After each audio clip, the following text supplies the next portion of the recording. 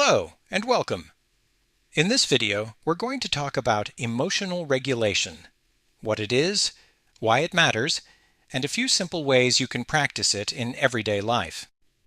If emotions have been feeling intense, confusing, or hard to manage, you're not alone. This is a skill that can be learned and strengthened over time. First, I want to say something important. Having strong emotions does not mean that something is wrong with you. Emotions are part of being human. We all feel stress, sadness, frustration, fear, disappointment, and overwhelmed at times. Emotional regulation does not mean never feeling upset. It does not mean pretending everything is fine, and it does not mean forcing yourself to be calm all the time. Emotional regulation means learning how to notice what you feel, slow things down, and respond in a way that helps rather than harms you. It is the skill of creating a little space between a feeling and your next action. That space matters. Because when emotions run high, it can be easier to react quickly, say something you don't mean, isolate, shut down, or make choices that do not reflect what you really need. But when you practice emotional regulation, even in small ways, you give yourself a better chance to pause, understand what is happening, and take the next right step. This is not about being perfect. It is about being a little more steady, a little more aware, and a little more supported in hard moments. The first skill is to notice and name what you're feeling.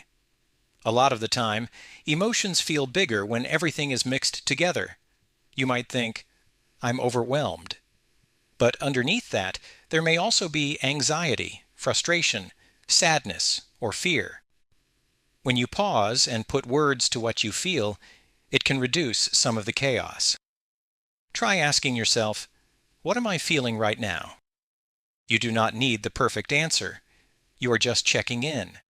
You might say, right now I'm noticing that I feel anxious, or I'm noticing that I feel frustrated, or even, I'm feeling more than one thing right now.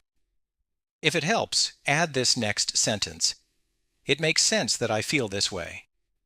That does not mean you like the feeling. It just means you are being honest with yourself instead of judging yourself. Let's try that for a moment. Take one slow breath.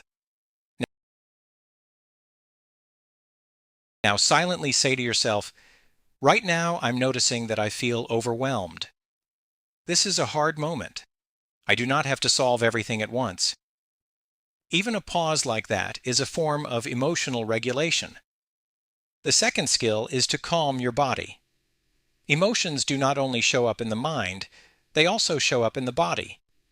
You might notice tight shoulders, a clenched jaw, fast breathing, a racing heart, restlessness, or the urge to shut down. One of the simplest ways to support yourself is with box breathing. If you feel comfortable, let your shoulders drop a little. Unclench your jaw if there is tension there. Now, breathe in slowly through your nose for a count of 4. Inhale, 2, 3, 4. Hold for 2, 3, 4. Exhale gently for 2, 3, 4. Hold again for 2, 3, 4. Let's do that one more time. Inhale for 2, 3, 4. Hold for 2, 3, 4. Exhale for 2, 3, 4. And hold for 2, 3, 4. Notice what changed, even if only a little. If breathing does not help in a particular moment, that is okay. There are other ways to reset.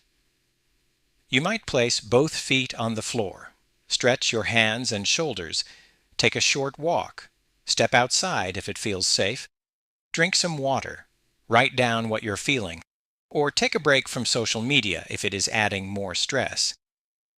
The goal is not to make every feeling disappear. The goal is to help your body and mind slow down enough to reconnect with what you need. The third skill is to choose one helpful next step. When emotions are high, the mind often wants to do everything at once, figure everything out, fix everything now, make the feelings stop immediately. But emotional regulation often works better when you ask a smaller question. What is one helpful thing I can do next? Not 10 things, not the perfect thing, just one helpful next step. That step might be drinking water, taking a short break, writing your thoughts down, texting someone safe, stepping away from an argument, using a coping skill you already know, or asking for help. You can also ask, what do I need most right now? Maybe the answer is, I need a pause, I need support, I need quiet, I need to move my body, I need to talk to someone I trust. That is emotional regulation too. Sometimes emotional regulation means recognizing that you do not need to handle everything by yourself. Reaching out is not weakness.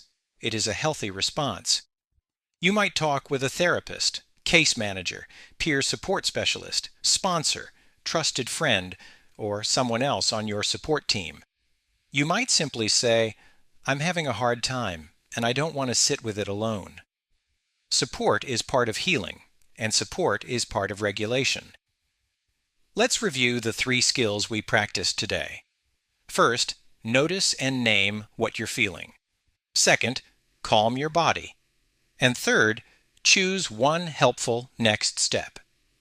These are simple skills, but they can make a real difference over time. The more often you practice them, the easier they can become to use when emotions feel strong. If emotional regulation feels hard, that does not mean you are failing. It means you are human. Be patient with yourself and remember that support is available. Thank you for watching. I hope this gave you a simple and helpful starting point for understanding emotional regulation and practicing it one step at a time. This video is for informational purposes only and is not a substitute for professional behavioral health services. If you need immediate or ongoing support, help is available. If you are experiencing a life-threatening emergency, please call 911 immediately. For 24/7 crisis support, call or text 988 or call Serenity Nonprofit's crisis line at 702-815-1550. Serenity Nonprofit provides behavioral health support for Nevada residents. Follow the prompts to connect with a licensed mental health professional. For ongoing behavioral health services, please call Serenity Nonprofit during business hours to get connected to care.